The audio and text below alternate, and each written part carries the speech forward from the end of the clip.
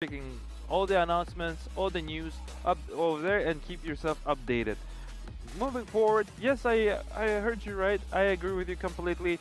They want if they wanna win here, they need to proceed, of course, and nobody wants to leave early because you know, do you know that as Yeah. soon as they are eliminated from the tournaments, they are exactly not leaving the tournament Ah, itself. They are staying until the end of of the course. tournament, Yeah. so they have to stay and watch the games and stuff.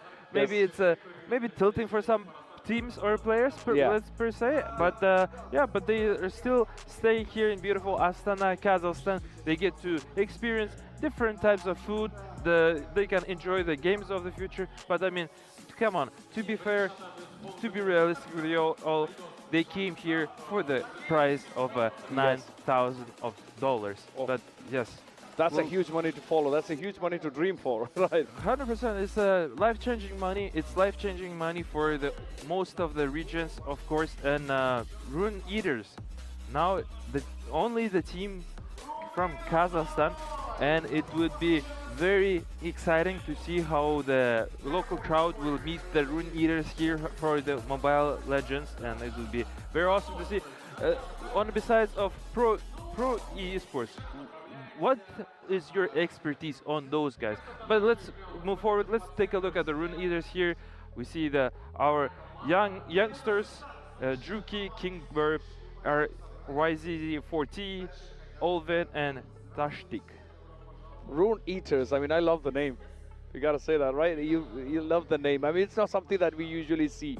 Eaters in a game. I mean, also in a esports game name. Because let's face it. I mean, if they're gonna eat it up the whole prize money or not, or they're not gonna get there. We get yet to see. And now we have on the screen we got the pro esports ready for the next game as well as we speak. And we got both the teams getting ready right behind us here in the arena. They are getting comfortable. They are setting their seats up and they are being comfortable so that they can put up one good show for all of us, one good game, a good fight with each other. I mean, I have to wish both the teams the best, and I want both the teams to fight so that, as you said, like, we need that head-to-head fight, right? We need that energy till the end and somebody winning maybe by 2 kills or something. That's going to be really exciting. Yeah, that would be really exciting. We'll see how they think, and we'll see how their strategies are, and we'll see how well prepared they are, and we'll definitely take a look because it's going to be quite interesting, and especially because most of them are pretty young. And how is the LAN experience? How is the nervousness? Would they feel pressure? Yeah. Would they not feel pressure? Would actually Rune Eaters be pressured here to feel themselves at home because of the local crowd actually Right. supporting them? Because this is different than being online in playing online tournaments, right? Yes. And yeah, it's quite fascinating and interesting how it's going to play out.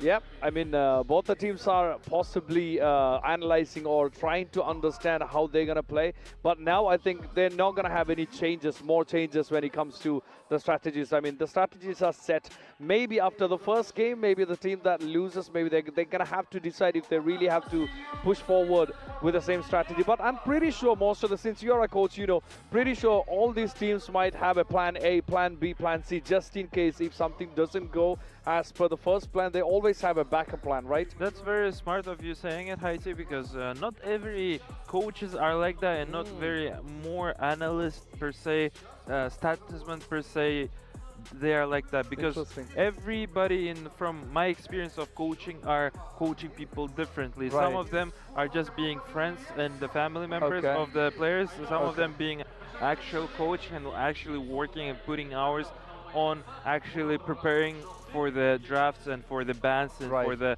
what are the weaknesses, what are the strengths. Because you may think a player wants a specific hero, but you as a coach understand that this hero does not work Yeah. with the team. Even the player likes it. Right, right. And because it doesn't work that way, because there are multiple reasons. Basically, you guys, I mean, maybe the teammates cannot play with this specific hero, Yeah. or maybe it's simply it doesn't match the coach's strategy in the hand. Because Right. when you've been told what to pick, you're already forced to play with that hero. Yeah. And it could be a very crucial moment there, Haiti. Yeah, I mean that's a really good, interesting POV from from the POV of a coach on how the whole team works, because it's not necessarily, from as you explained, it's not necessary that whatever the player feels could be 100% right, because course. the coach is watching the player from outside, like from a third-person view, and then the coach can actually analyze what the player is doing right and what the player might be doing wrong. And more than the player himself, the coach might be able to advise more on, like, listen, this is the hero that you have to go with, because I know you're going to do good with that hero. Even though the player himself feels like, okay, maybe this is my hero, but the coach knows better because he's got more eyes when it comes to watching the teams perform and also the players perform. And coach thinks from a POV of a full team and 100%. the strategies, right? 100%. This is 100% right, and especially, but the main problem is for the coaches is if the players are going to willing to listen to him, if the players are respecting him, if the players have if the coach has earned the respect of the players, then it will be much easier to work with. Otherwise, the coach will be feeling useless, because whatever idea is, maybe it's a genius and great idea, but it doesn't really matter because people are not going to listen to you, and your idea is going to go to the rubbish. Yeah, that makes a lot of sense. And as we are talking, we have the teams getting ready right behind us. They are really, really excited, I'm pretty sure, because we are looking at one final chance of making their mark in this tournament and getting closer towards, we cannot say guarantee the prize yet, because we are only in the round of 16. We still got 3 more days to go. So we yet to find out if they're gonna get closer to their goal, which is the prize money and the trophy. We got a really good looking trophy, right? For yeah, it's MLBB. a really good looking trophy. I would like to a little bit correct you there. They are having guaranteed money. Oh yeah, At the round of 16, even the team are lost. The team that have lost today, they have guaranteed of 13,500 Okay. of United States dollars, actually. Okay. So they are not leaving empty-handed. They are leaving with some cut.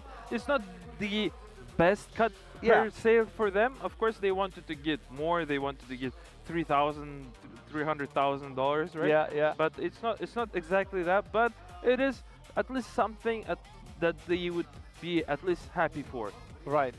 As for the players also, the more closer that they get towards the prize money or the trophy, they have to be more careful on the map, and also especially the drafting phase, because the drafting is going to decide on what you are going to be able to do on the 100%. map, on what heroes do you pick, what capabilities they have, and the battle spells, and all of these things depend on what hero do you choose. So I think the drafting phase is very crucial when it comes to, compared to the very few minutes of the drafting is very crucial when it comes to, even though if you compare the 15 to 20 minutes of playing, because either you get opened up with a lot of possibilities of what you can do in the map, or you get restricted with what is possible for you to do on the map, like even in any MOBA, right? Of course, it's 100%. That's correct. As you were saying, Haiti there, and it will be awesome to take a look how they manage their drafts.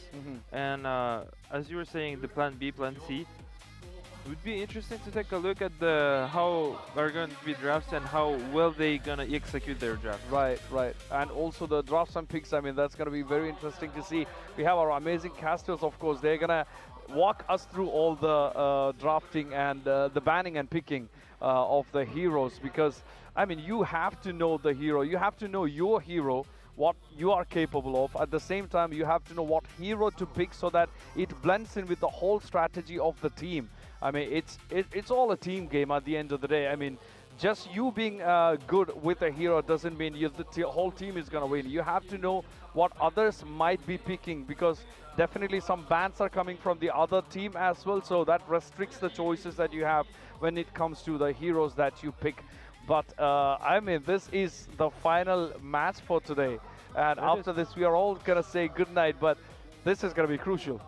One team goes home today.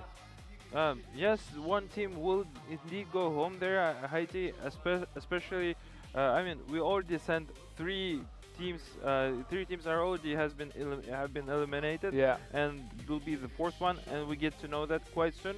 But there are also positive sides. Three teams have already won. Yeah. I mean, what an upset was with the team spirit of losing. Right. And it was a great victory for Food yeah. Esports. Yes, right. And second game there was Yang Feng Yao Guai Yeah. also playing it very well on the game number 1, and then sweeping on the game number 3 Yeah. with the experience that they played. But they lost the second game, and Yeah.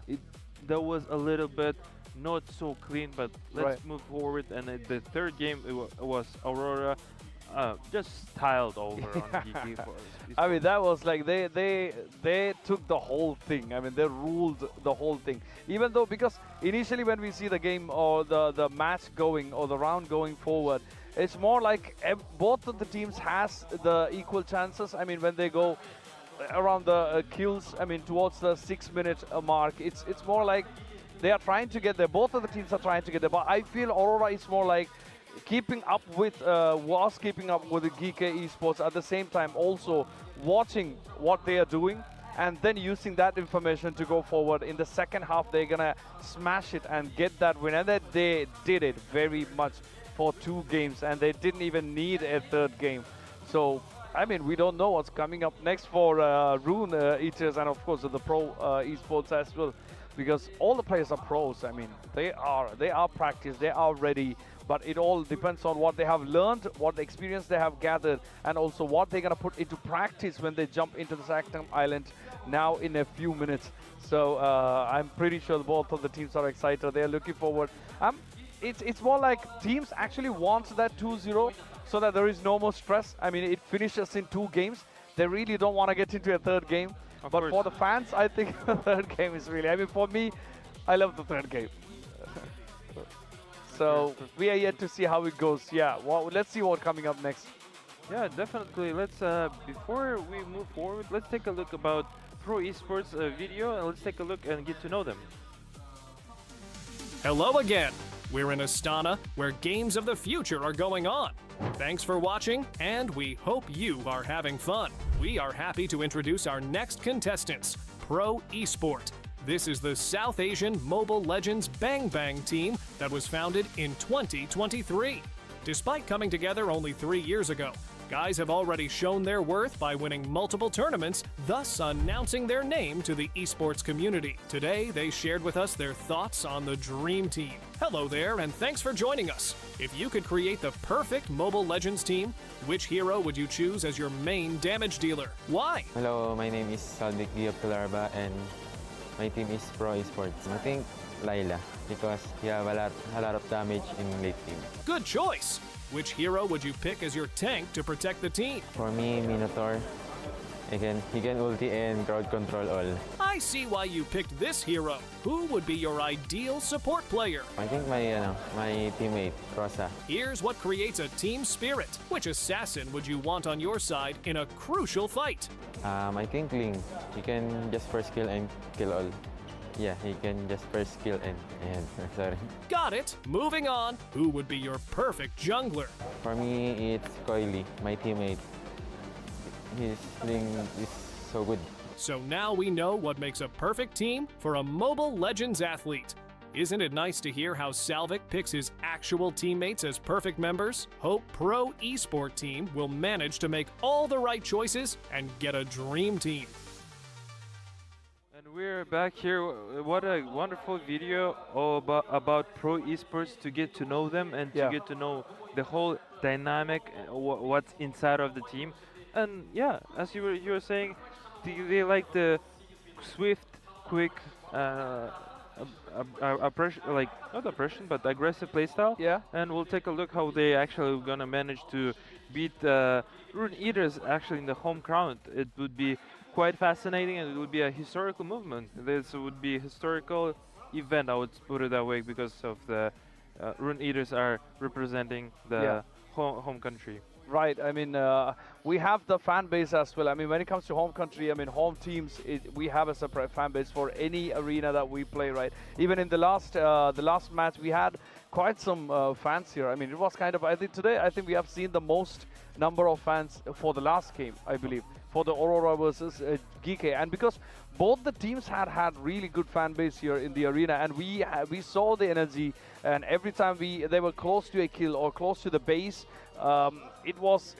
we could feel the energy, and also we had the fans shouting for them, we had the fans cheering for them. So it's really interesting to see in person, to feel and experience the whole energy of the crowd and also the whole energy of the fans. I mean, without fans, I mean, all the tournaments are lifeless, I would say. I mean, fans It is true. gives the energy. It is true. I would agree with you 100%. Without fans, the esport wouldn't be an esport. Let's put it that way. Yeah. And I'm pretty sure the same thing could be talked about the traditional sport. Yeah. Without fans, nothing would have not had make any sense, because fans are actually support. Yeah. And the support that is matters, because every one of us need a little bit of support. Of course, of course. I mean, the more energy, it's like they say, right? I mean, you feed off the crowd. I mean, the more crowd, the 100%. more energy there is. We also feel that energy. I mean, 100%. if there is, the fans are very low energy, I mean, we also feel like, I mean, a bit low on energy. So it's very crucial, and it's very important having that fan base, and also having that being able to feed off that energy of the fan base as well. So yeah, let's big shout out to the fan base, to be honest. Like, even if your favorite teams are not here, but they watch it for the love of the game. I mean, for the love of the MLBB. So that's really commendable, and I believe MLBB has, and I know for a fact that we all know MLBB has a huge fan base as for the game, as for the players, as for the teams and stuff. And the teams that we have here are some of the best teams in the world. No, 100%. I would agree with you here, because it is a Tier S tournament here at the wonderful Jack Arena, and we're just fortunate to be here in beautiful Kazakhstan, in beautiful Astana, and the beautiful tournament Games of the Future. And we've seen so many good professional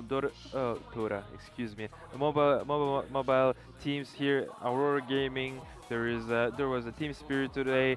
There was Food Esports. I mean, incredible teams. Onyx are waiting. Falcons are waiting. Yep. So many great teams that are here that are wanting to compete and moving forward. Yeah, we got 3 more days of non-stop gaming at the moment. The fans are flowing in now. They know the game is about to start. The teams are getting ready behind us as well. They're checking everything to make sure everything's working, because we don't want any errors during the game. So, because once the game starts, it's showtime. I mean, it's fighting time. It's a battle. They have to be on it without fail, and that's what's gonna keep the energy of the whole thing flowing.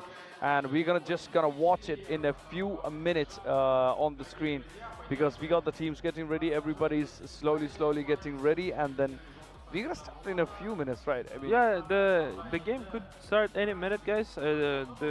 Currently people are working on their everything, checking everything, is making sure that people could hear each other, people could just focus on the game itself with their cell phones, getting ready up, and every settings to be placed, to be ready, and everything to work. So the game can start any second from now. And moving forward, there was a giveaway from in the local area here in beautiful Kazakhstan, beautiful Astana. Okay.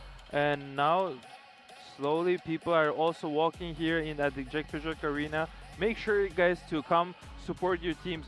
Even don't support your teams, support any teams that there is in beautiful Astana. of course, we are ready. The crowd is getting ready. The players are getting ready, and the lights and sound, everything is going blasting here in the arena, and that gives the energy for us, for the fans, for the players. I mean, and also interestingly, I mean, the thing is, all these teams, all these fans actually cheer for their teams, knowing that the teams cannot actually listen to their cheers, right? That's actually a selfless act, because they're not looking for anything in return, because even if you're cheering for the team, they cannot actually hear it because they have their headset on. Sure. They're completely glued onto the phones. They're completely indulged in the whole game. So, but still, it makes us feel good as fans to cheer for our team, right? Of course. It's more like our family.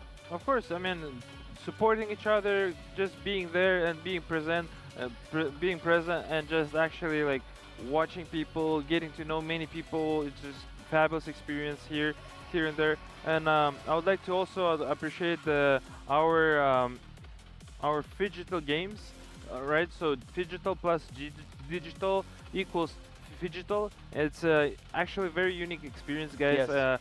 This tournament here is just an amazing tournament because we are not only having only one discipline, but we're having 8 discipline throughout this whole Games of the Future. And I believe Games of the Future has started already more than a week now, Yeah. and it's been just phenomenal. Everybody there. We already run the PUBG, we already run the Dota 2. There was other tournaments such as other basketball as Yeah. well.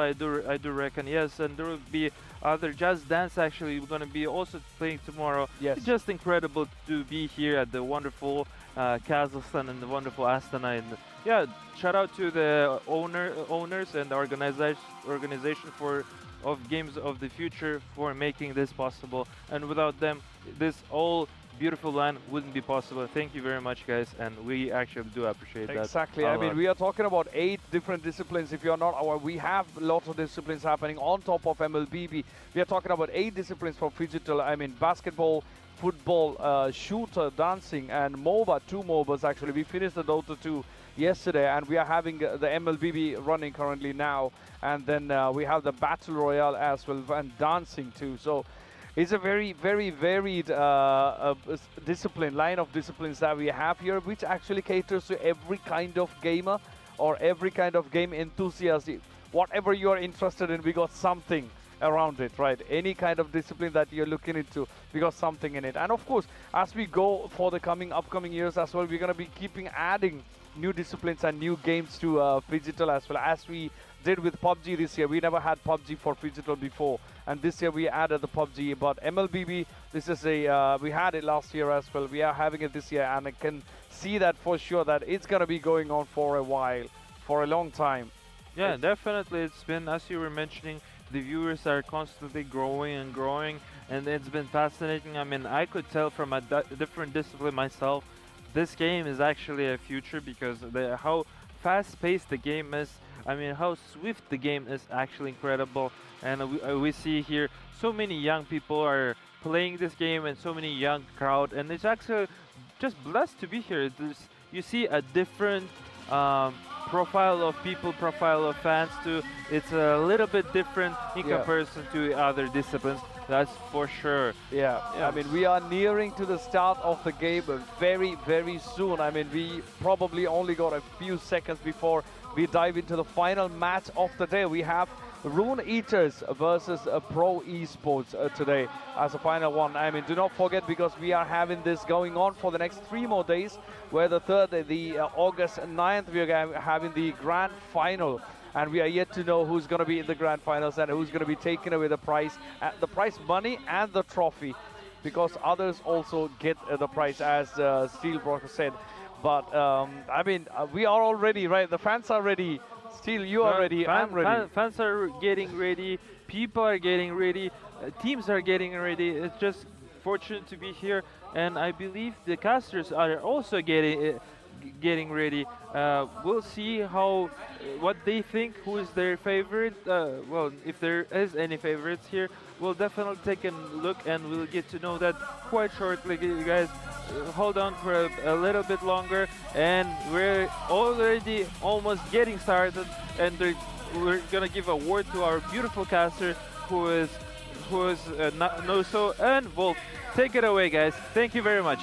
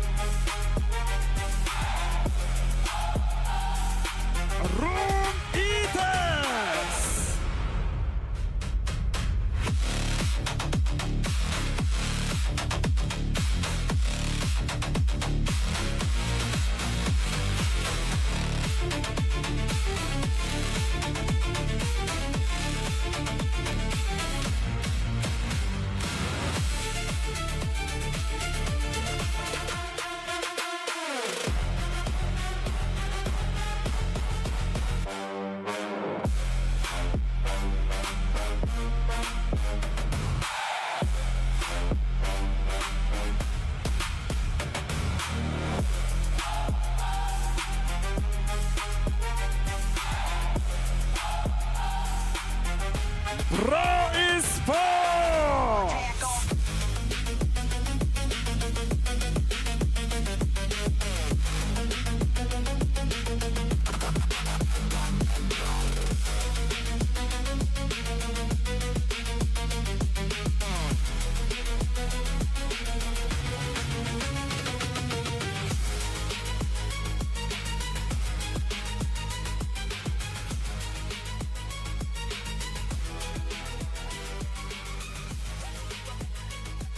All right, welcome back, ladies and gentlemen, here to the caster desk.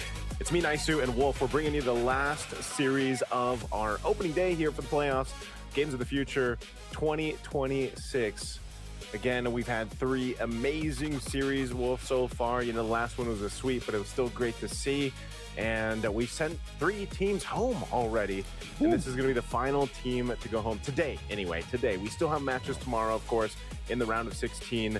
And we've got, you know, some hometown heroes out there, Rune Eaters against Pro Esports. So I think the way we have to go ahead and look at this, Wolf, is just how does this team perform against a team? Pro Esports, how do they, for Rune Eaters, how do they perform against a team that has gone through the international gauntlet already? You know, the stage in Paris just before this, because I think they've already proven us in the group stage that Rune Eaters are a team to look out for. They've already gone through some relatively difficult matches, I would say, you know, and I think they surprised a lot of people, even in their matchup against SRG. That was just yesterday, it felt like, right? It was yesterday. Were you casting that one? I wasn't actually, but I caught the tail end of it. Unfortunately, that was the part where we did not see any good fight, is what I would say coming out from Rune Eaters, because SRG just turned it on and they got overwhelmed. But I feel like for Rune Eaters, when I look back on during the time that they won, it was against Mongols. They were both one-sided matches, and when they won against SRG in game number 1, I wasn't able to catch it live, but I did watch the game. It was super duper one-sided in favor of Rune Eaters. So yeah, if you are Pro Esports, you gotta respect the strength of this team. I think one of the interesting thing about Rune Eaters is the fact that, you know, they're maybe one of the few teams that will bring out a Hayabusa and still make it work. Even a Saber. I've seen that in the stats that they've played against the Mongols. They brought out a Saber. You know, so maybe that's part of the magic here for Rune Eaters to, you know, bring something new to the draft and make something happen. Some of their wins have been really quick too. We're talking about 10-minute, 11-minute wins that they've had, you know, and to go ahead and sweep a team like the Mongols, by the way, who competed in the wild cards for MSC, is something to be said. Again, this is a team that maybe the international audience hasn't been able to get to see too much of. Although their players there do have, I think it's 2 of the players have quite a bit of experience, you know, competing at different tournaments within Kazakhstan, within the CIS region. And if I recall, also this team used to compete under Bumblebees, I think it was, and they have become Rune Eaters. So really interesting to see just how they perform now up against a team like Pro Esports, who I think for a lot of people also, when they got to watch them in their most recent international appearance, was surprised with the way they played. Again, this was also, you know, in the likes of Coily, what he was able to do with the Ling, for example, which has fallen off a bit in the meta. Of course, you have the likes of I'm Felix, a veteran player that's able to go ahead and do so much in the XP lane, and of course, Kozin in that gold lane, and even P, man, the roamer for Pro Esports. So I think this is the big kind of test for Rune Eaters as we get to this draft here. We're waiting for that last ban to come through. I think we might just see the Barrett's first pick blue side, unless it's going to be banned out here. And I think for both teams, that should be how they view the meta game that we have.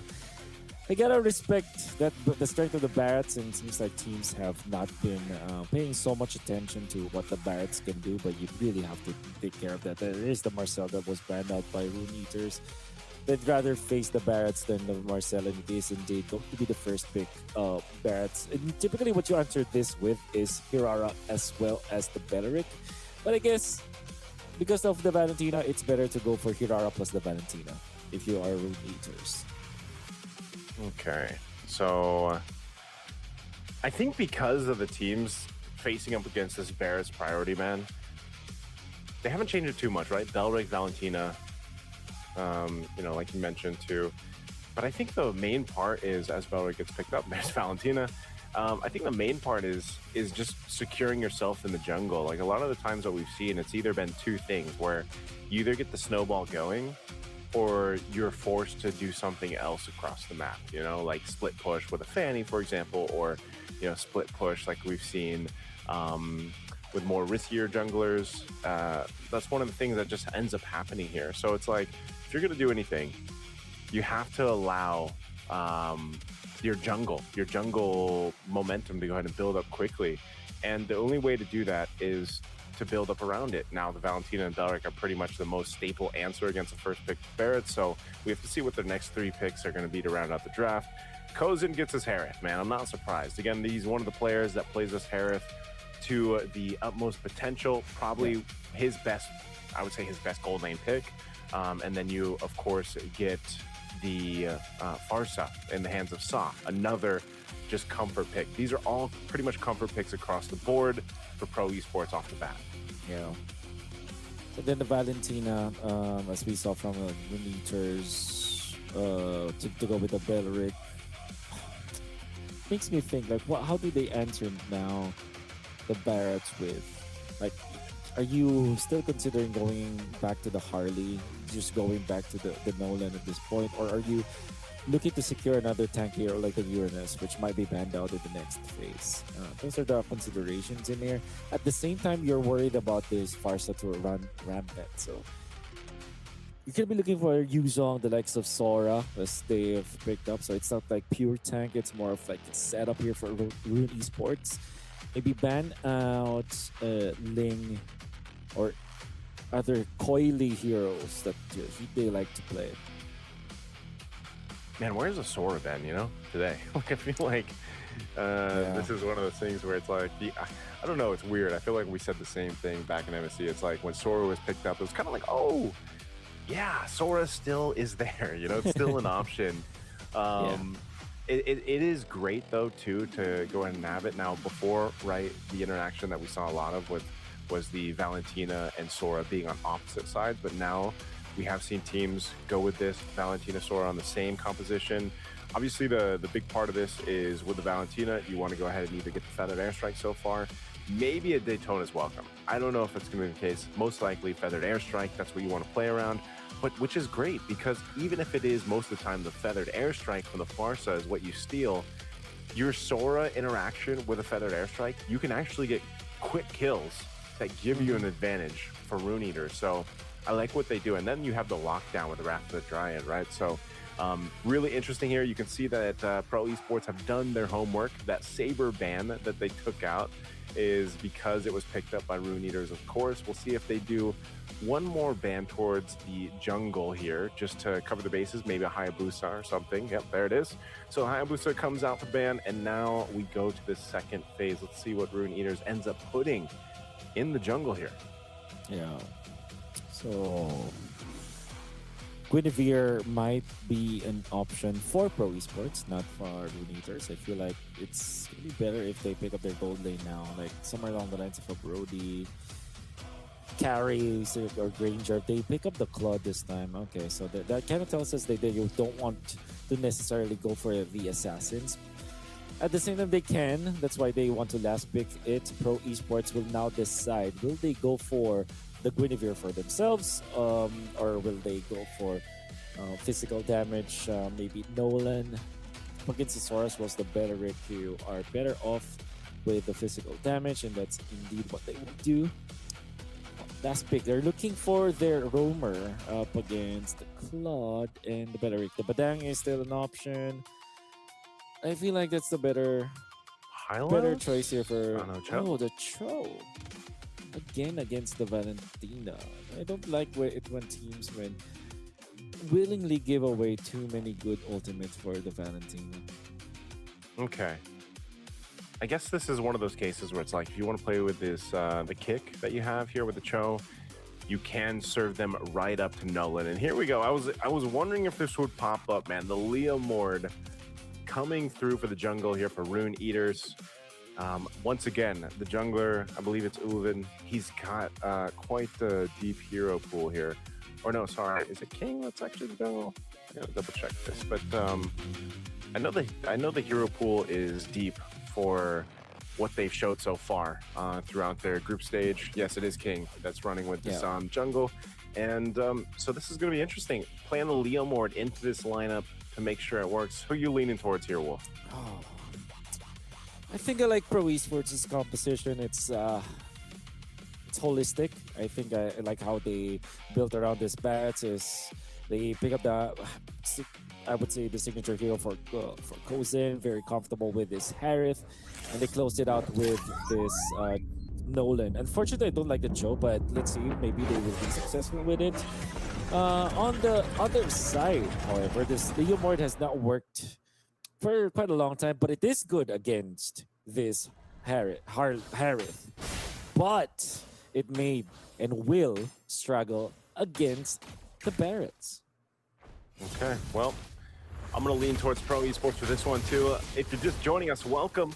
Ladies and gentlemen, this is our final match for the day here. Games of the Future, a little action in the mid lane.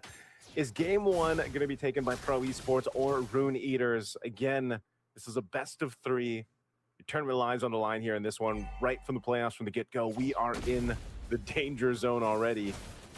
And you already know, the panel talked about the difference of prize pool, man. And, you know, at this point, we've already sent some teams home. They're still qualifying for some extra money, the teams that are going to be moving forward. And we got a whopping prize pool for this one. Again, 900,000 or $1 million, I think it is, in total for the teams competing for. Oh, hold on. Oh, they want to go in for Colvin right now. Olvin, I mean, actually escape, but it comes PPP with the flicker. The first blood goes in favor of the Cho. Coily keeps himself safe as well as Sa. Big tussle in the middle, but with 3 people out there, Pro Esports will overwhelm the 2 members of Rune Eaters. Man, he wanted that one. You know, he burned the flicker for it. I guess you'd say worth. You know, you actually go ahead and slow down a bit the mid lane there for Rune Eaters, and he burnt his flicker as well. So that kind of gives you a little bit of an upper hand, a little bit of looks like there was some jungle take there from King. I'm not sure if he is actually able to get it. He is XP. He is ahead in XP. This gold lane though, oh, Kozin getting really close here. I don't know if Kozin just feeling a little too confident in that gold lane. He might want to be careful not to get 1v1'd in the against Riz, but this turtle's up, Wolf. They're gonna go ahead and start this one up. Go check it. Oh, the bats with the flicker play, and then it as well. Where's the follow up? There is the Feather Dare Strike. They eliminate King G-Verb already. And then comes Coily onto the middle. They get the turtle, and he gets some regeneration to go with it. He's safe for now as they slowly trickling down, taking out the Valentina onto the backside. Meanwhile, Sa is going to be next. Oh, he escapes the flicker, though. That's going to be Tashtic to take the kill, but in exchange, they will lose 4 of their members. On the other side, Naisu, the 5th kill for Pro Esports was actually from Kozin as he solo kills that Claude. Yeah, that is unfortunate, man. A whole lot being trading out there, but it all goes to Pro Esports. You know, 1 kill goes to Rune Eaters, but that's your roam. That's Tashtic. Not sure if that's going to be able to do too much. P has been playing around this Cho.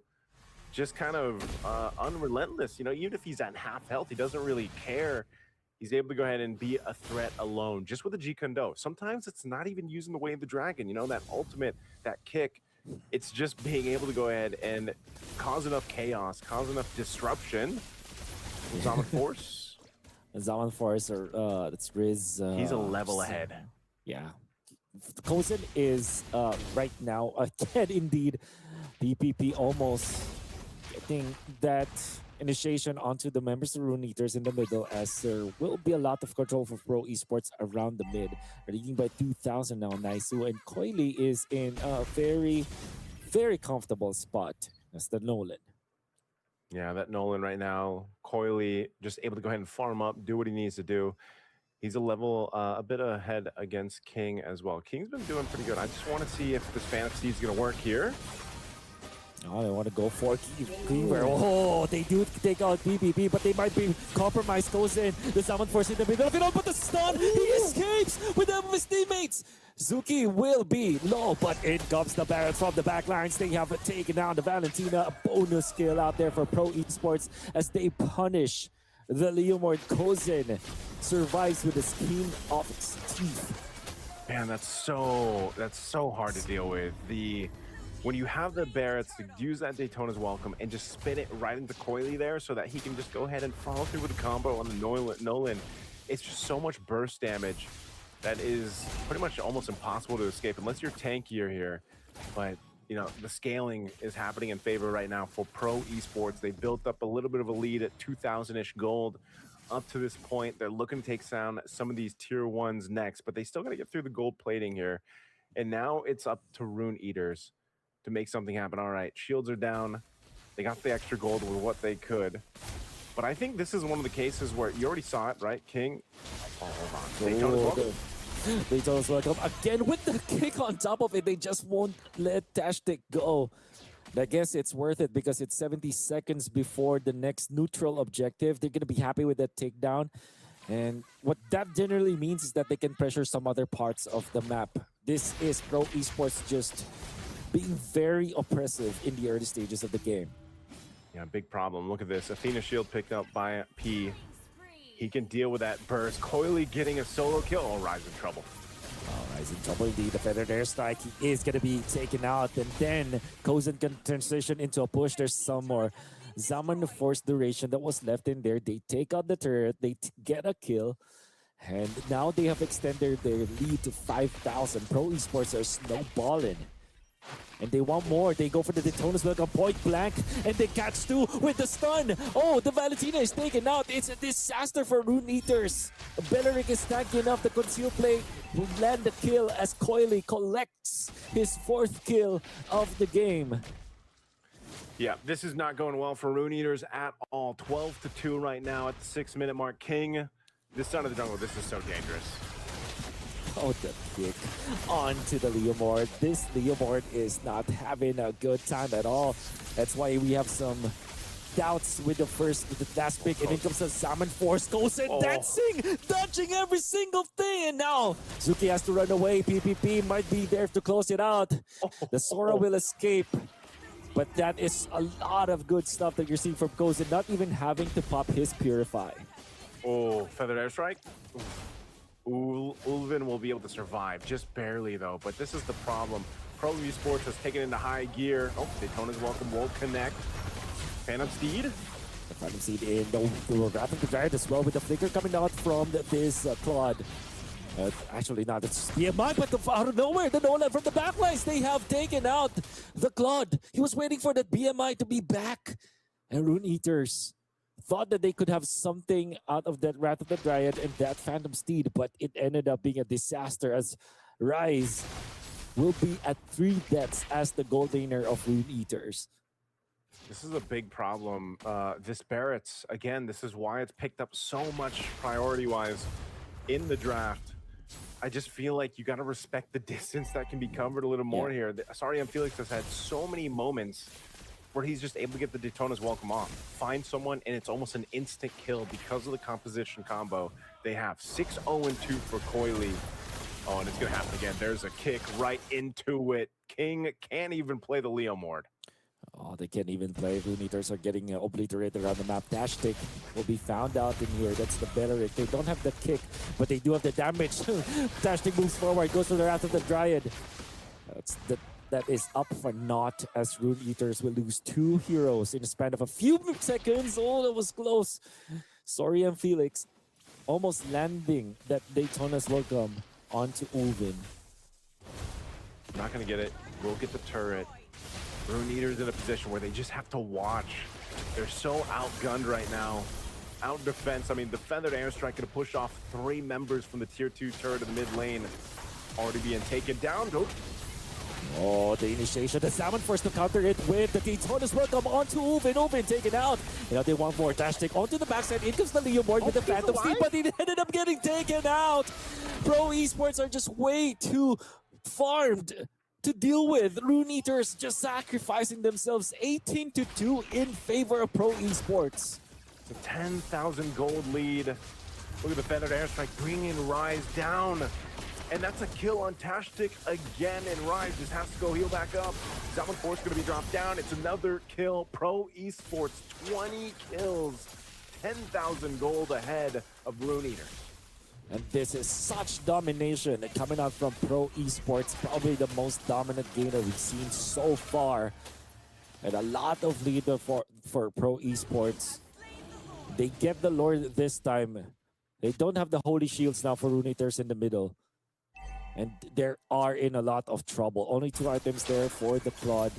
Whereas for Pro Esports, there's like so much that they can throw into the face of Rune Esports. Man, this is really difficult to come back. I don't know if it is comebackable here for Rune Eaters based off just how this is going. Again, they find themselves in a position where it just doesn't seem like they have a winning condition. They have to deal with P trying to set things up. Coily bursting them down, sitting at 9-0, and now with this Lord charging into the mid-base turret, they're going to go ahead and look to take down what they have left. Rune Eaters desperately looking for any gold XP they can find across the map. There's a kick. They're going to go for the setup. Going in forward with the flicker out of the Dryad, but now they will be turned around. Here comes the cavalry of Pro Esports. The Feather, they're starting to take down G-Verb. That's going to be the Leomore down for the count. Kozin does not have the Zaman Force anymore, but they do have minions. Oh, he comes in with a quick elimination onto the Sora. The combo is enough. Coily erases the XP laner of Rune Eaters, and they push the top as well. Pro Esports looking for an end angle to initiate range for Cute 40. Gets erased just like that. It's a 5-man wipe and a quick one for Pro Esports. Absolute domination for Pro Esports against the home team right now, Rune Eaters. They're going to have to adjust so much going into game 2, but right now Pro looks to go ahead and just be in form. Again, Rune Eaters deciding what they've got to go ahead and adjust, what they got to fix, moving on forward to the next game. Pro Esports just dominating on all fronts.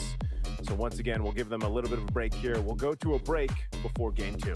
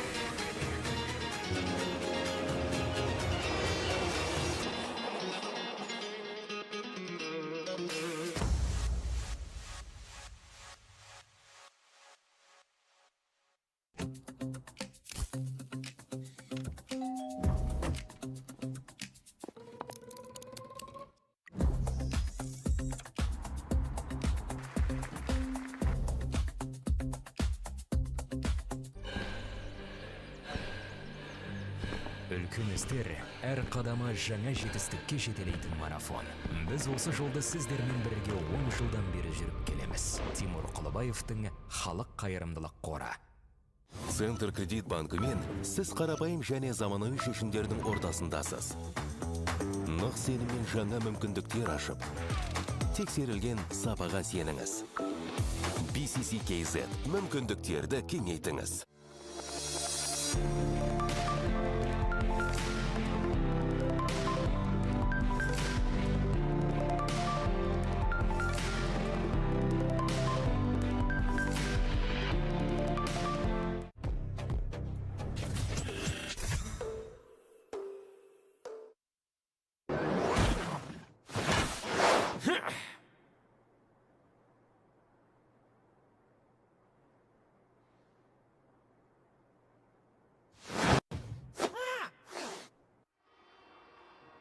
Ladies and gentlemen, game 4, round 1. We had Pro Esports versus Rune Eaters, and we got a winner. We have a clean winner, I would say. Pro Esports smashed the last round. I mean, what was that? That was quick, very quick. What do you feel? I mean, I feel completely nothing. I mean, the game was a clear one stomp. It was 20-2 and minute 9. They're pushing the high ground on the side of pro esports. I mean, they are for sure having their name correctly. Thank you very much for those commentators for commentating the game. I mean, that was a clear one stop all over the place. There was nothing Rune Eaters could ever do. I mean, maybe I thought there was differences between Yeah. Dean Phil, Young Feng, Yo Guai. They cleaned the game number 1. But Yeah. they just destroyed the. There's nothing to say, to be honest, on the Very side of true. Rune Eaters. Anyway, besides that, I would like to quickly remind you guys about Phygital Football Discipline was presented by Samro Kazna, and would like to appreciate them so much. And it has been started from yesterday until the 9th of August. And thank you very much, Samro Kazna, for making this possible. Without you, that wouldn't be possible. And without you fans, wouldn't be possible to be in this great arena and the Jack Pijak. I mean, yeah, back to the game. Incredible There game, is very nothing- quick. There is nothing to say. I mean, it was clear one stop. I opened my eyes, I closed my eyes, and I opened my eyes It's again, and finished. it's just, the game is already Yeah, over. yeah. It felt like that. I mean, Yeah, that's on the true. I think that was very clean. I mean, they didn't even feel challenged. I think we have the highlights on the screen now. We have the teams coming out at the start of the game, and this is even before the first round is started. We only finished first round at the moment, and we have the teams getting ready. But that was very quick how the game ended. I mean, the game started nice, but I think after the second kill for Rune Eaters, they didn't move forward that much. If you see the timings, I mean, the Pro Esports caught the lead way from the start. They got 3-0 and went to 4-0. It was just climbing up. I mean, here we see on the top of the turtle, it's been from this moment the Pro Esports has been taking the lead, and they hasn't stopped since that turtle at the top at minute 2, and now we see at minute 4 the clear disaster from the sides of Rune Eaters. They got a second kill, and that will be, I think, the last kill for entire game. Unfortunately to say that, but Yeah, I mean, that's a huge lead we are talking about, and that's also, I think, 22 kills as much as I could count towards the end. At the end, it was a smash house. I mean, the base was completely destroyed, but at the same time, the lead was crazy. I mean, you're getting 22 kills with less than 11 minutes. That's crazy. But we saw the game advancing forward. I mean, literally, Pro Esports had a very good lead. They were in a very strong position. They were next to the base right there at the 8-minute mark. I mean, they were playing around the base at the 8-minute mark, and then they just had to slowly move in when it moved ahead to the 10-minute mark. And I think it was an easy win towards the end for Pro Esports, to be honest. But again, I mean, we cannot disregard the fact that Rune tried their best. I mean, they did fight their best, but unfortunate that they couldn't. I mean, the plans might not work all the time as expected. So things can go wrong. Other things, I mean, unexpected stuff can happen. But there you are at 10:35. They had 22 kills against 2 for Rune Eaters, and then they take the base out, and that was the end of the game. I mean, honestly, for me, maybe it's not just for you guys, but for me, that was the most one-sided game that I ever witnessed in the game of MLBB. 11 minutes in, they're exploding the throne. That's just way too. Wow, we are gigantic talking about difference. 25 kills. 25 and 2 as Big Stomp Coily from the team of Pro Esports. I mean, he plays 1403. 11,000 gold advantage, so he was getting money 1,000 gold per minute. It's just insane. That's like 14 kills for Coily with 0 deaths, Yeah, and 3 assists. That's like 17 at the moment. Then It's even his kills more than one kill per minute. What is it? 1.5? yeah, I mean close. Yeah, I mean, he's killing more than the actual game blasted. It just, Yeah. for me, it's absolutely nuts. I mean, clear MVP here, Coily for this game. Good job for Pro Esports. They actually kept their words and they kept their name. They for sure has eaten Rune Eaters. Yeah. I mean, that was a proper pro play from Pro Esports. I mean, 25 kills in 11 minutes, let's say 11. Even if it's 12, it's more than 2 kills a minute for the team. I mean, that's commendable. But at the same time, I mean, we got the next round coming up pretty soon, so we can't actually guarantee the fact that this is going to be repeated. We never know. But let's give a big shout out to Yandex Go. I mean, you got everything in one place. Make sure you scan the QR code right up on your screen and then download Yandex Go, because it's going to make life a lot easier. I mean, I've been here for the last 2 weeks and I've been using Yandex Go like crazy because it's a lifesaver. You got everything in one place. So make sure you download that. Check Yandex Go. Shout out to sponsors. But again, next game, we never know. I mean, this was a very polarized performance when it comes to Rune Esports and then the Pro Rune Eaters and the Pro Esports. But do you think it's going to be repeated almost the same for the next one, or it's going to be tighter? I honestly have no idea. I mean, Rune Eaters has to wake up, I guess, and if they want to stay in this tournament, they have to absolutely do their best and give their best on besides of the coach.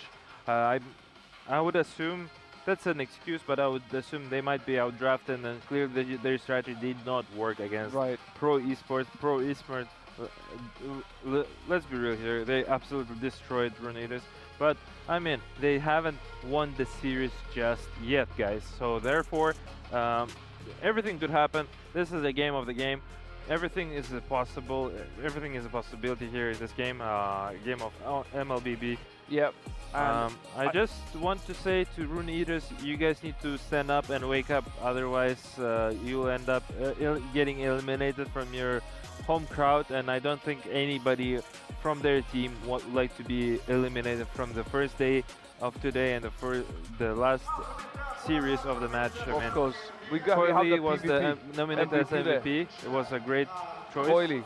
Yeah, and I'd like to also mention our official website, the Games of the Future, Astana2026.gofuture.games, our website. Make sure to check the announcements, be updated, get updated, and check all the news up there. And yeah, go ahead.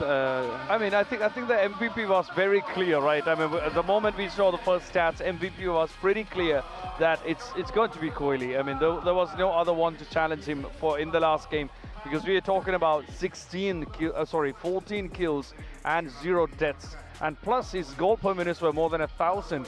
So yeah, he had 11,200. And it's already, the players are already in their booth and they're already getting started. And let's give a word to our beloved casters, Niso and Wolf. Please take it away, guys, and let's enjoy the game number 2, guys. Thank you so much. We are ready to go into game 2. You guys have been doing a fantastic job there over on the panel. We've all had a fantastic day watching 4 series so far. The last one we just watched was a crazy one, though, Wolf. I mean, 25 kills in a game for Pro Esports. You have to go ahead and look at this. Where and what can Rune Eaters focus on to extend the series here? So many things that they have to look for, I feel like.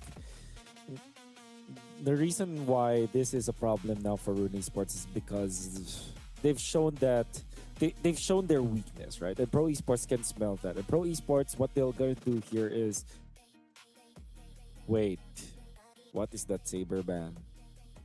You know what? Yeah, Pro Esports just doesn't want to give them the saber, man. What is this? In the first phase. I think they want to get their heads back on the Valentina, maybe force Rune Eaters to pick up the Barretts at this point. But yeah, okay, that's weird. But we've seen weirder things. It's just that this saber ban from Pro Esports is just really on top of it, on top of the weirdness chart, I feel like. The weirdness chart? Yeah. And you know what? Weird is okay, Wolf, right? in this context, if you just want to go ahead and take out one of those curveball options, do that. They know this blue side, Barrett's was going to be first pick. They ban it out too. So Pro Esports is playing the draft here perfectly. I think over on the other side, it has to be Rune Eaters deciding, okay, what is worth our priority pick right now? It's going to be the Marcel. I'm not mad about this. I think this is a good choice. You go ahead and get a solid roam option locked in. You should be able to go ahead and set things up better in your favor with a golden hour. Obviously, the snapshot's very powerful. And of course, you can provide a lot of information to this. My main problem is if Tashtik plays it similarly to the last one. Like, that was the problem with the game one.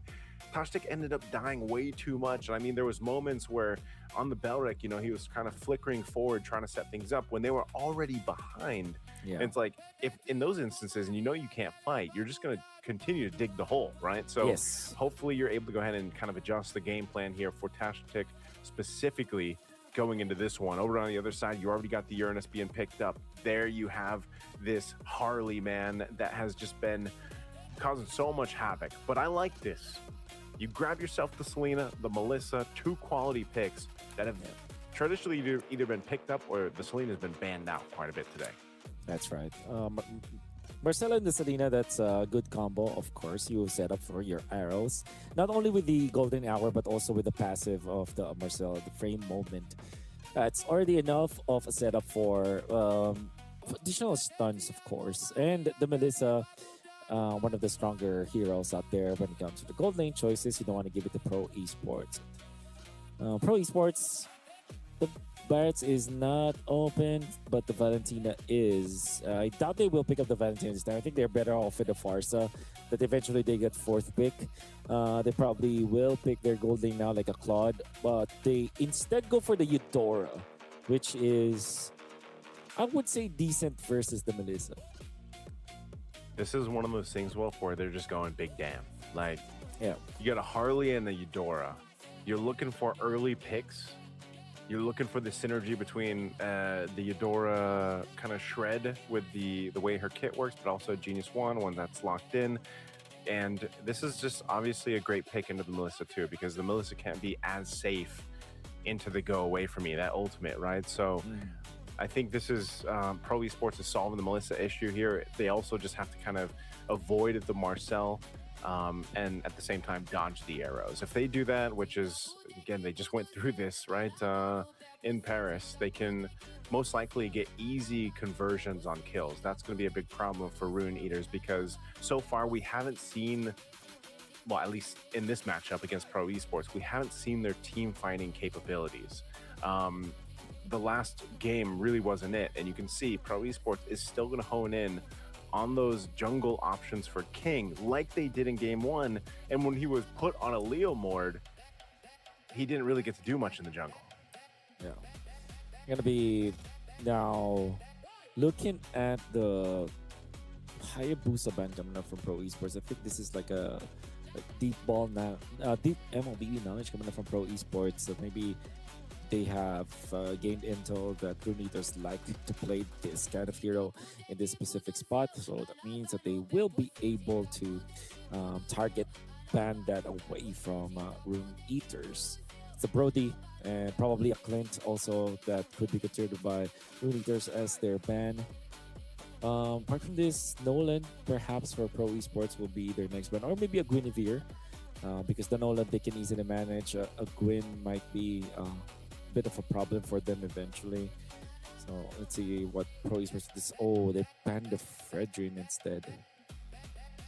Okay, take out one of the two utility options, I guess. So I think that's kind of one of the question marks, is what is going to be played for King against a Harley.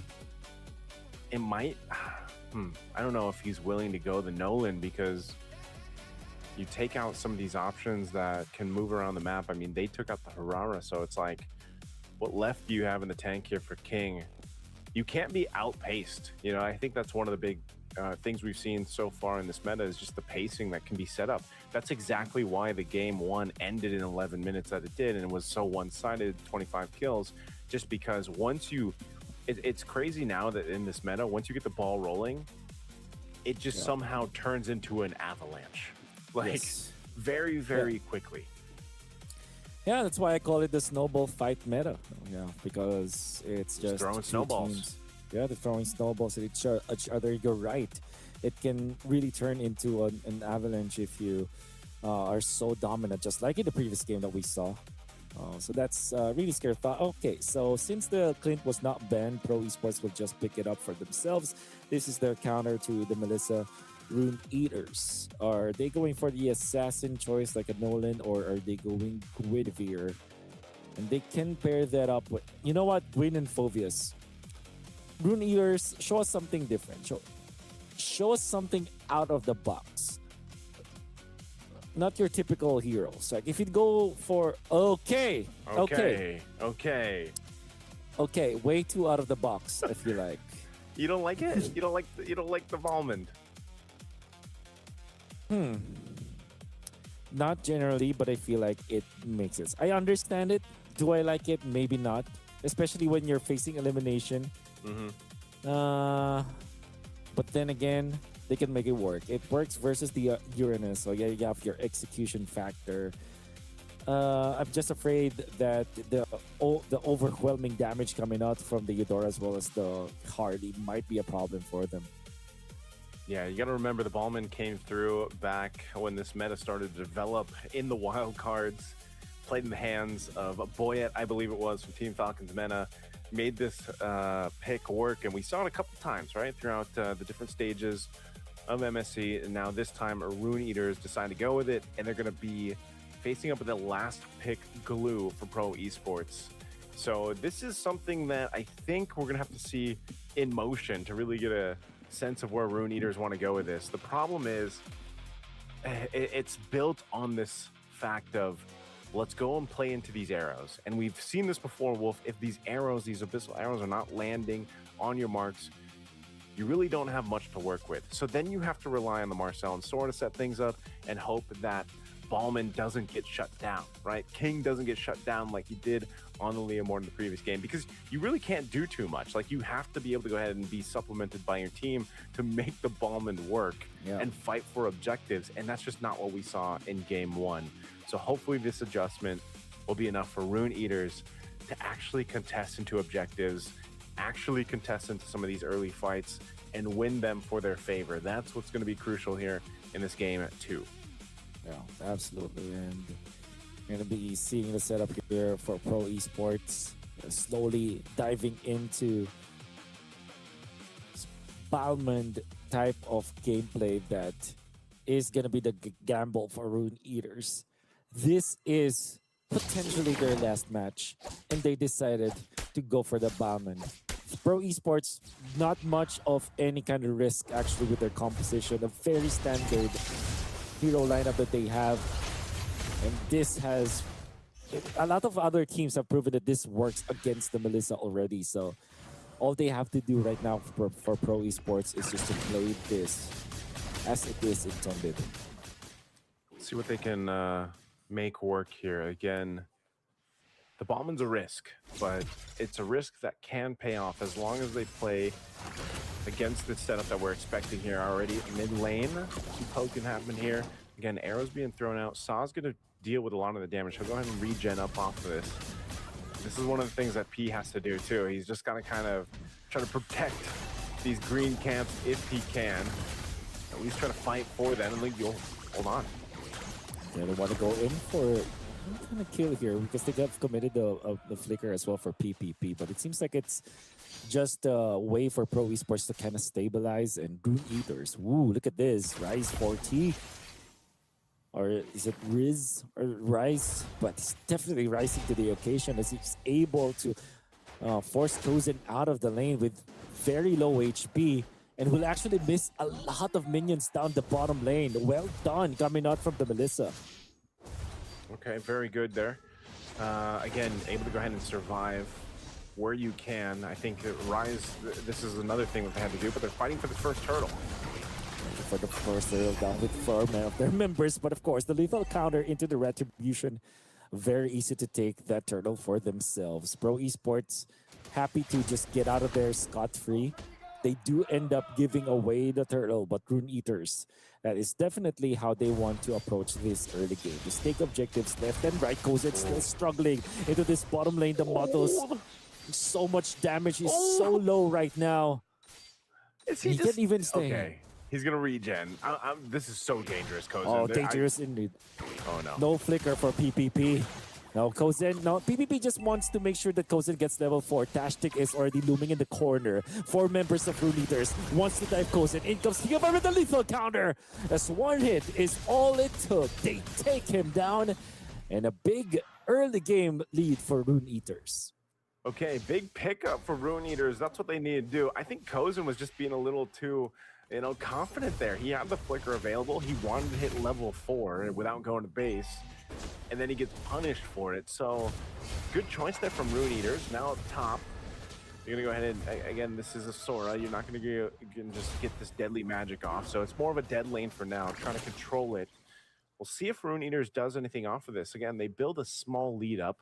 But Pro Esports playing the map will go ahead and get what they can here. Off of this again, Rune Eaters make it a play down the gold. It looks like, are they still fighting 1v1 in the gold? Oh, Kozen is low, but he feels like he can actually win this. PPP has to tank that arrow, but onto the backline, Tashtic is there. The flicker in, golden hour. The setup is there. Isolating Kozen, free for Rice to take. What a great usage of the golden hour, even blocking the turret as well. Rune Eaters into the gold lane is what they're targeting, and the arrow lands, and that's definitely gonna be a kill. Okay, wow. PPP survives with the skin of his teeth. He survives. Flying clouds to bring him back. They're going to go ahead and get this turtle, though. I think they're going to secure this again because Coily is not a part of this fight. There's been really good attention by Rune Eaters on that gold lane. Kozen being outplayed right now against Rise and the rest of the team from Rune Eaters here. Second turtle secured. Bit of a gold lead now, builds up 1,000 gold or so for Rune Eaters. We'll see what the adjustments are going to be here, because if you can delay Kozen, continue to scale up. I mean, Rise is 2 levels ahead right now. They've done such a good job at stopping Kozen from hitting this power spike on the Clint. He's going to have to rely on the rest of the team to help him catch up here. But this has just been really good at focusing on one of the main things they needed to fix from game 1, allow Rise a better time. Kozen relying on Saw there. And to try to control the mid. Again, Tashtic is so offensive right now for Pro Esports to handle. That is going to be the rapid boots built after the Thunderbelt. So he's got his Thunderbelt a while back now. And you know how easy it is to sack up on those Thunderbelt stacks. Verb wants to go in, actually receiving so much damage from Pro Esports, but shrugs it off. Half HP right now. There's the blue with the ultimate. There is the golden hour going to be used as well. They are going to be able to kill the Balmond, and now Tashtic is trapped. Does have the dash. Gets out of there. The big kill for Pro Esports, actually. Yeah, that's a kill they needed, but a good push down bot too. Rise won't be able to get the turret. OP. Oh, going in. Go away. It's going to be used, but the refresh on the ultimate. PPP will have to back down for now. Tashtic. And the guy look at the setup of the arrow. That's one connecting. Now they're obliterating Pro Esports. Now, did you see that combo? He knew that the arrow was already flying, so he used the framed moment to set that up for that. The chain stun was good. Rune Eaters are now leading by so much against Pro Esports. Really, really good setups here happening right now, man. Again, we mentioned they're going to have to play around the arrow. Well, that one paying dividends now. This turtle, third one, going to go over to King, able to go ahead and secure it. Another arrow being thrown out, and Pro Esports now scrambling. Scrambling indeed. Oh, look at that. The Babud is very tanky, but he eventually falls. The damage up of the Pro Esports. Sorry, I'm Felix, in the middle of 3 members of Rune Eaters. Actually fending off the members of Rune Eaters by his lonesome. And the arrow onto Sa prevents any further fights happening here in the middle. And on the other side, Zuki, the Sora, is able to push a turret. Look at the difference here in the gold lane. 1.5 is the majority of that gold lead right now. It's been a phenomenal job by Rise to go ahead and build up on this Melissa. And you know that power spike is going to be deadly for Pro Esports to fight into. And so what they're hoping for is that Kozin can somehow catch up. He was down about a level and a half. He still is down a level right now, but this Clint, we know that it can be deadly if you catch up to it at a time, and that's why Pro Esports is trying to delay this out. I'd like to see Rune Eaters take this advantage they have, get themselves the first Lord, and then start marching some of these base turrets down of Pro. They just cannot get played across the map. I think that's what Pro Esports is really trying to put pressure on. Yeah. You know, allow Coily to go do his thing. Again, he hasn't been a big part of these fights, you know, as he tries to go ahead and build up and scale up on this Harley. And he's maintaining level, you know, level with King. I think that's one of the big things that they have to watch out for, because as he builds up, you can already see he's got the Genius Wand and Divine Glaive now. The whole plan here is to 0 to 100 someone, or 100 to 0 someone, to get that numbers advantage. It's right now, as it stands, it's difficult for Pro Esports to get into that zone. But it's not impossible, because it's just 1,000 lead now for Rune Eaters. However, Rune Eaters presses the attack, it's going to be difficult, especially on the upcoming Lord right now, which I feel like is Rune Eaters' next target. They cleared out the wave in the middle. They're poising to look into this turtle, this Lord. Rice is actually in here, and they go for the initiation on this one. Go away already. First up with the shifting skies onto the backline. No follow-up though, just King Verb. It's gonna be enough. They take on the Eudora on the other side. They take on the Melissa. Exchange of prisoners for both teams, 1 for 1. And now Pro Esports, I think they want to go and wrap around the members of Rune Eaters now. Sorian Felix far too forward. He is a Uranus. On the other side, PPP does not have the ultimate for now. Eventually has it, but Pro Esports are going to be happy just clearing out the waves and stopping that Lord take. Yeah, again, Wolf, the game plan here is to delay as much as they can. He's going to be able to survive with the golden hour. Okay, Dookie going to the backlights, eliminating the jungler. He wants to kill Sa as well. The damage gets a double, only on his lonesome. But now Pro Esports, can they get a trade at least? It seems like they will take out the Sora, but the Lord now taken by King Verb. G-Verb from Rune Eaters. And it's because of that Sora going to the backlines, punishing the Harley, that Rune Eaters were able to take the Lord convincingly. Really good decision here by Rune Eaters to kind of follow through. I thought they'd just be delayed further, but Pro Esports, they're slowly getting back into this game. Again, you have to take a look at the gold lead that was built up by Rune Eaters. Pro Esports has found little moments and ways to not let it slip too far ahead. They've got to deal with this Lord though, but Rune Eaters off of this, they have to now kind of shift focus on making sure that Rise is okay. Like we just saw with the go away, they can still follow through. Again, there's good magic damage burst, and also when you have P just sticking onto you, Rise needs that support. An arrow's gonna land, and the most damage is true. Whoa! Sorry, I'm Felix, there's gone. Just like that, and now Sa is gonna be next on the chopping block. Push coming up from Rune Eaters. There will be the holy defense going on the backlines. Wants to take a Rise, but Zuki was there to protect his teammate. They want to punish this one. Oh, go away! Perfectly timed to punishment onto Coily. Oh, Pro Esports have lost their jungler, and now they will have to defend without him. In comes King G-Verb, forcing out the damage output onto PPP. Glue survives. Holy Shields pop in the bottom lane. Means that Rune Eaters now have an angle to push. Rise is dealing so much damage on the turrets. It comes the flying clouds. Oh my goodness, they do take him out because of the damage of the Eudora. Sa now in trouble. That gotta be the exchange. G-Verb is gonna receive the ultimate of the glue, but he is very tanky. Even the Uranus is not enough to deal the damage. They actually survive for now. It goes in. Now he's dealing the damage. King G-Verb out, and now Dashik is next. Good exchange from both teams. And the Pro Esports defend their turret.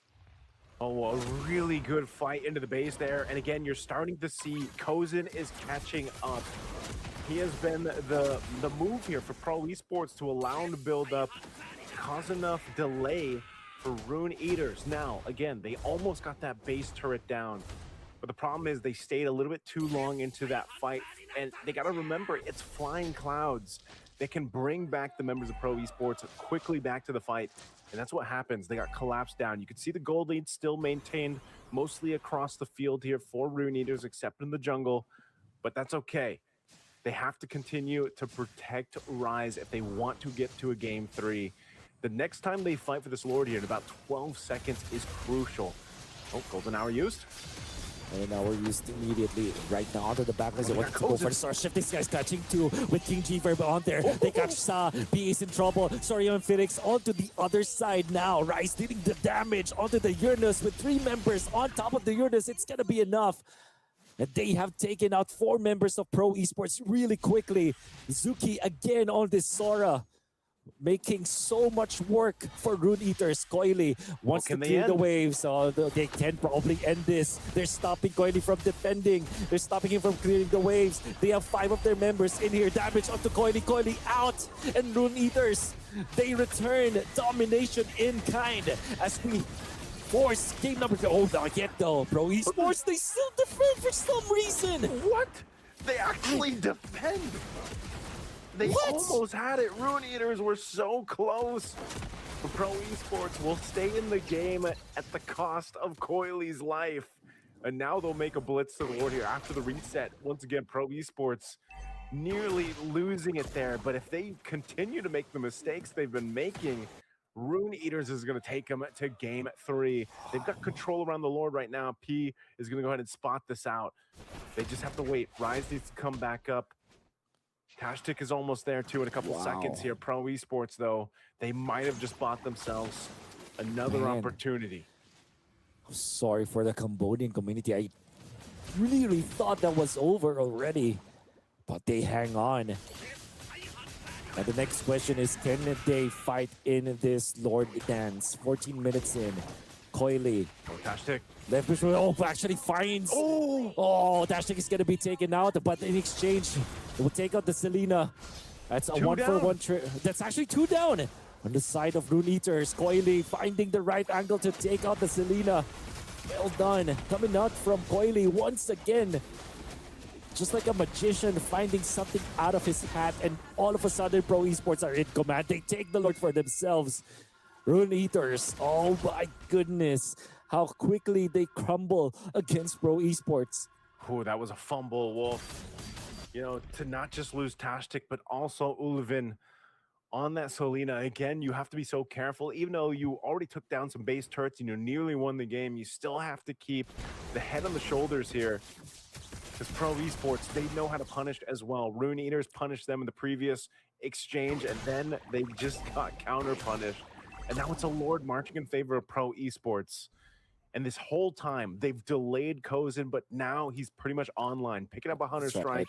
You can see his itemization. He's even got the Sky Piercer. He's going full glass cannon on this Clint. And all they have to do is follow through off the lightning bolt from Saw. It's now with the Lord making its way down bot. A split push happening up top. Double buffs for Kozin. This is so tough for Rune Eaters. They got to make sure they do their due diligence and they keep things under tow. They're going to try to hold on to this mid turret. Meanwhile, tier 2s up top and bottom are at threat here as Coily is up top. Tier 1 mid going to fall. Pro Esports looking for a moment here. The wings picked up. Guardian wings for Saw. Tashtik actually going to go ahead and eat the deadly magic. He'll be fine though. They just want to maintain their base turrets are at threat. This Lord at quarter the health. It shouldn't hit this base turret, but all tier 2s fall. Passive swing in favor of Pro Esports right now. Sorry, I'm Felix. Happy to take the damage as the Uranus will just shrug it off with the ultimate. Up top, you can see Coily looking for a target, looking for any bonus elimination. As Pro Esports have swung back this game in their favor when it comes to the goal. They still have lost 2 of their inhibitor turrets. So that is still an advantage for Rune Eaters. But you gotta take note of the hero composition here for Pro Esports. Oh, onto the back. Nice golden hour committed. They want to catch Coily this time. Can they take him down? It seems like Coily is surviving for now. Zuki almost takes him out, but Coily will not be able to survive. When he returns to his hat, the rest of Rune Eaters were there. Good find coming out from Rune Eaters. Yeah, really good response there. He's been trying to take down Tashtik multiple times now. And I think, you know, for Corley to make that happen, he needs Saw with him to kind of get that initial burst down. And he's got to watch out for that golden hour. But Rune Eaters is doing a great job right now.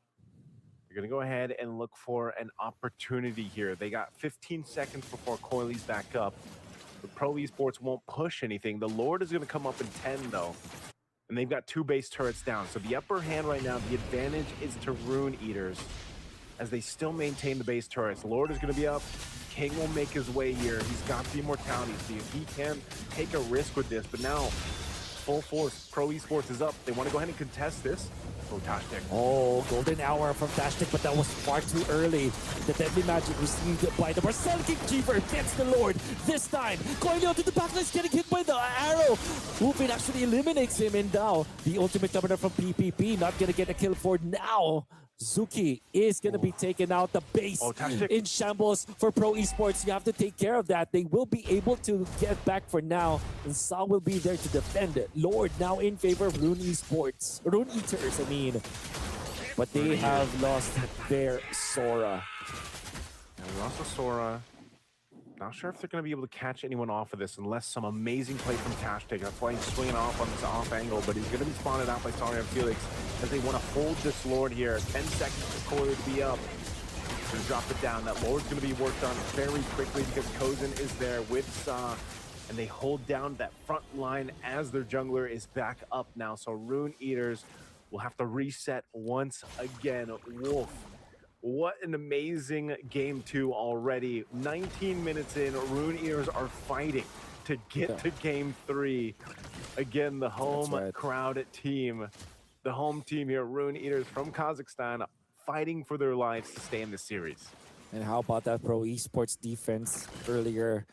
At 14 minutes, you would think that the game has already ended, but they have extended this game up until 19 minutes. Maybe even more, as we're going to wait a minute and a half before the next Lord appears. Gotta watch out for where Tashtik will come from. It seems like their MO right now is to go to the backline, set up for the golden hour that will be followed up by an arrow. And for Rune Eaters, they do have this win condition all the time because of the arrow. If it lands on a good target in the latter portions of the game, you know how deadly it could be.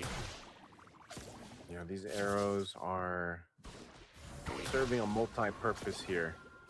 Not just if they do land, but also the traps obviously helping scout things out. Gotta keep tabs on Pro Esports here, and they've been playing around that. They just don't want to get caught either. Because now Pro Esports, itemization-wise, pretty in a good position to go ahead and eat some of these arrows, eat some of the damage. That's why it's crucial here. Winter Crowns are going to be picked up, placed around. Immortalities, as we've seen too, Wolf. You know, there's just so many options now in terms of items to swap in and out. Dushki has been doing it on the Sora, man.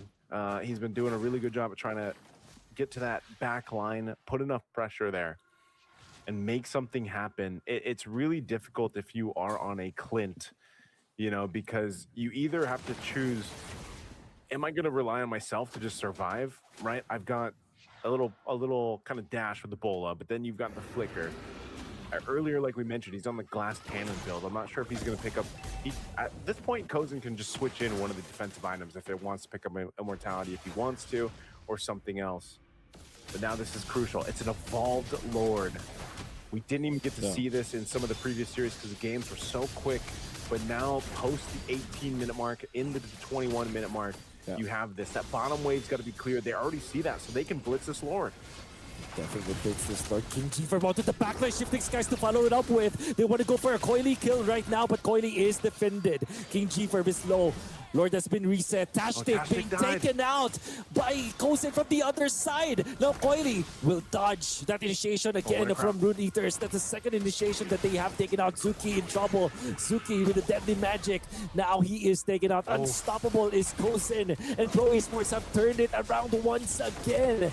The outplays, the way that they're escaping the initiations of Rune Eaters is just so good for Pro Esports.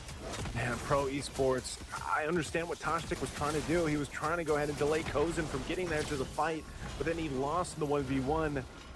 And so they have to deal with this. Lord secured, and that is an evolved Lord. Past the 22-minute mark, this is going to be a true test for Rune Eaters because this is going to be tough to deal with.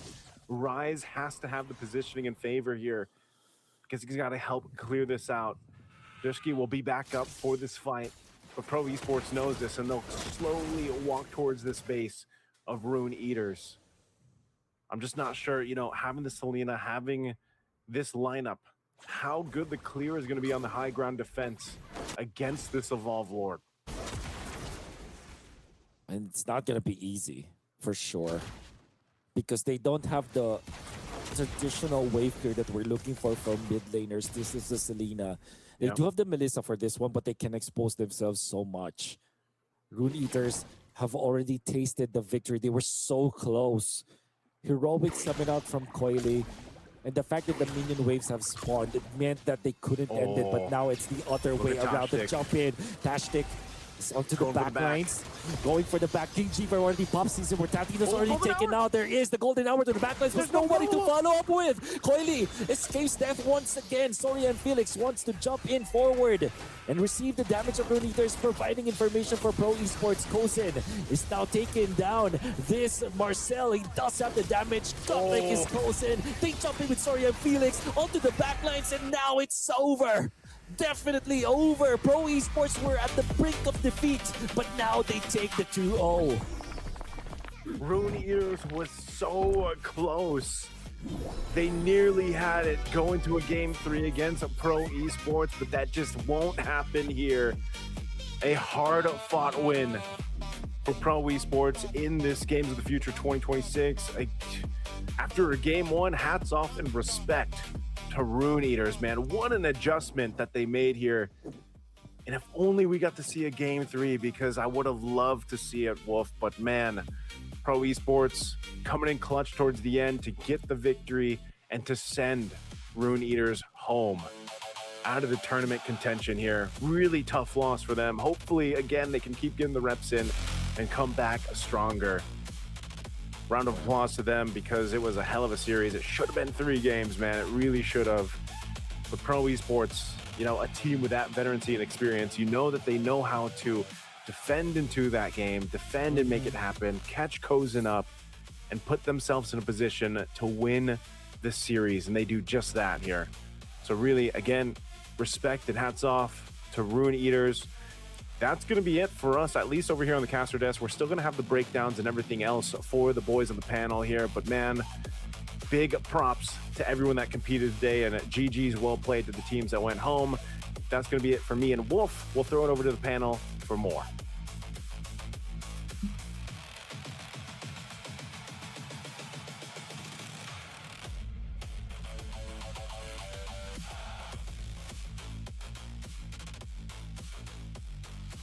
Thank you very much, the casters. I mean, what a game. Niso, Wolf, thank you for casting.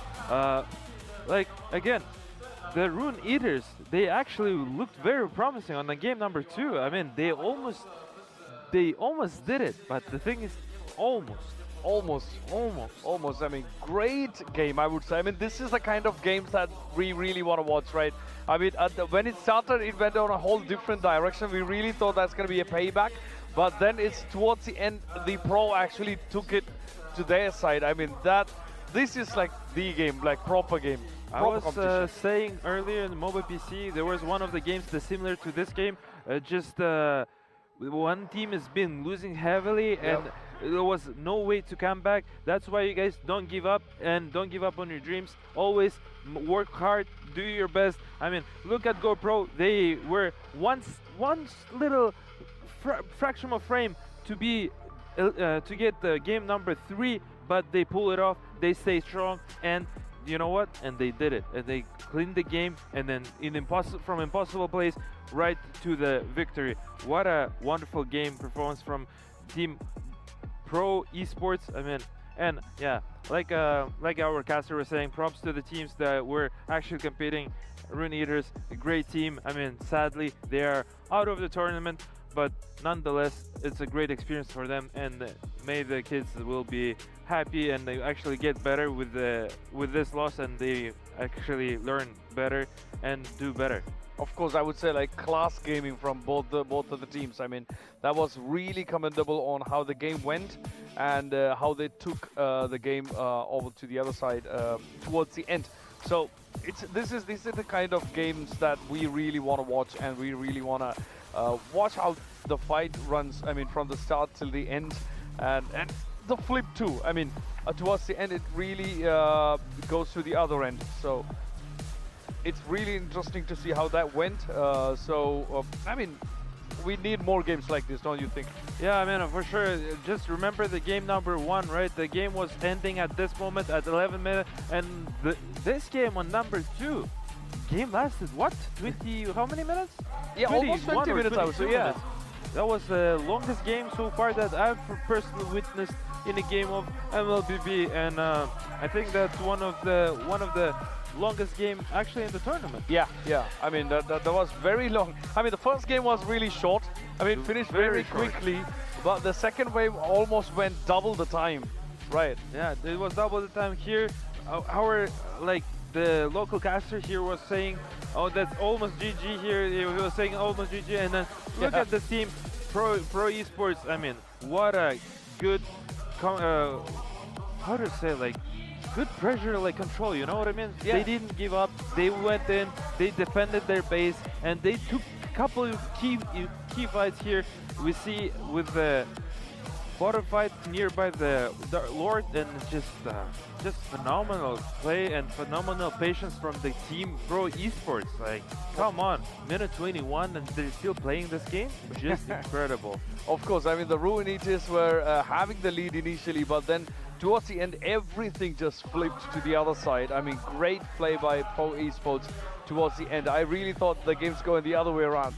But towards the end, I believe most of the fans were also really shocked on how the game actually flipped to the other side. And we are watching almost 24th minute of the game in the highlights.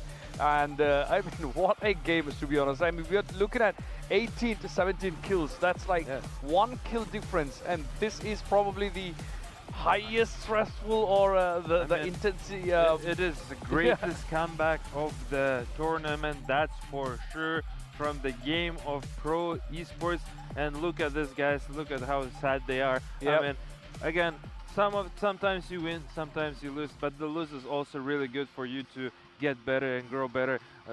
For that, we're gonna say goodbye to Ruin Eaters, and we have a great guest here, a player from Pro Esports. Hello and welcome. Hello. Congratulations on the win. Thank you. Nice to meet you. Nice to meet you. Nice. Welcome to Kazakhstan, first of all. Welcome to the Games of the Future. Congratulations for advancing for another step. And tell us, how are you feeling? I'm feeling pretty excited for tomorrow match. That's, I mean, we're as excited as you are, of course. I mean, how did that happen? Like, we were watching the game, and it went all the way till around like towards the late game, and suddenly the whole thing flipped. When you were already when the other team was already in the lead, did you think you're gonna lose that? I mean, were you slightly? I mean, like, if the base not yet low HP and the game is not over, so we just try to play and punish their mistakes. Wow, that's a good spirit. I mean, it's not over. I mean, it's not over until it's end. Like, that's what they say. You don't fail until it's I mean, you don't fail until it's ended. So that's a good spirit to go. Yeah, that's why I was saying you guys don't give up on your games early as possible. I mean, look at Pro Esports. They managed it through to carry the game from the deepest, hardest situation there ever could be. I mean, once again, as I said, congratulations before. Tell us, was it your longest game that you ever played of this game? No, we usually play much more longer game than this, so yeah, it's pretty normal for us. Wow, like longer than 24 minutes, that's a lot, right? Yeah. I mean, the first game, that was like a pure lead. Like, it was like more like a guaranteed win. Even after a few minutes that you were on top. And then the second game, did you see this coming from Ruin Esports? Well, I didn't expect that also, but it was a pretty good early from them, Yeah. I mean, the way you turned around the game, that was everybody. Like we were watching the fans also. They were like towards the end, like what really happened? Like they were also shocked. Really good game, we should say. Yeah, I mean, everybody in the crowd were shocked. Nonetheless, is it your first visit in Kazakhstan? And Yeah, yeah, it's my first visit here in Astana, Kazakhstan. Astana, Kazakhstan. How do you like it? Mm, How is it different from your culture? I feel like it's not usually not too much different. Too much different. Yeah, not too much, just a bit the food. The food? Yeah, yeah. So pretty But- much similar to home. Yeah, yeah, yeah. Feel like that. Yeah, feels like that. That's very excited to hear. You were saying something else. I think I mistakenly cut you. No, no, I mean like the food, but the culture different. Kazakh, Yeah. but the culture different. I would imagine so. Yeah, I mean, now you advance forward. Now, is there anything you would like to share to your fans and also to your rivals, to your opponents? To my fans, thank you for keeping supporting us, and I hope you guys continue to cheer us up for tomorrow match against BTR. Yeah, and for them, just good luck. Yeah. Yeah, for them it's just good luck. Okay, that was Of course. Yeah, you have a Thank you question? so much. No, that was incredible gaming right there. That was class gaming from the full team, and also you took the 2-0. I mean, we didn't need a 3-3rd round for this one. But yeah, congratulations again. Thank Yeah, you so much thank for you. being with us, Thank you very and much best for of luck your for time. the upcoming games. Yeah, thank you, thank Good you. luck you in so your much. upcoming games. That was a player from Pro Esports. What a humble guy and what a chat, absolutely. Coming back from the game like that, it's just incredible. And look at the stats here. We see Risk 4T versus Kozen. And I mean, yeah, look at the hero damage. 121,000 damage that they did the Risk 4T with the Kozen with the 101,000. Gold lead is Look at that gold, like- 20,000 for the player for Pro Esports. I mean, what a game. Kill participation 81%. So he's been attending in pretty much more than half of the. Yeah. Yeah, it's just phenomenal. I would just say that the game itself, I don't think we'll have this kind of a turnaround for any game that we have watched so far in any games, to be honest, because at the end, I mean, towards the end, it was more like they kind of get into a point where they are about to lose, but it's actually, I mean, like they said about the spirit, like it's not over until it's over. But again, let's give a big shout out to Freedom for bringing all this MLBB to life here in Games of the Future Astana 2026, because it wouldn't be possible without Freedom, because we just literally watched a one game right there. I mean, one fight right there, and then that was like, I would call the art of turning the game around, right? Like, even if it's the last second, you still keep the hope, you still keep pushing forward, and this was a masterclass by Pro Esports, I would say. There definitely is Haiti, and you were correct mentioning about how incredible patient there is for the size of Pro Esports, and the turnaround, how they managed it through, and they came back and they didn't give up on and they were edge of the losing point. And this is our series for today. A round of 16s are done, and now those teams are fully advanced. So that moving forward is Food Esports. They have won the Team Spirit over, and DFYJ versus Team Vamos also winning 2-1. And another two series were 2-0 Aurora against the that was the Geek Esports, and Rune Eaters unfortunately also eliminated by Pro Esports. 2-0 happened, 2-1. Yeah. Wonderful games. Yeah. All around the world. That was a day one for us and for the games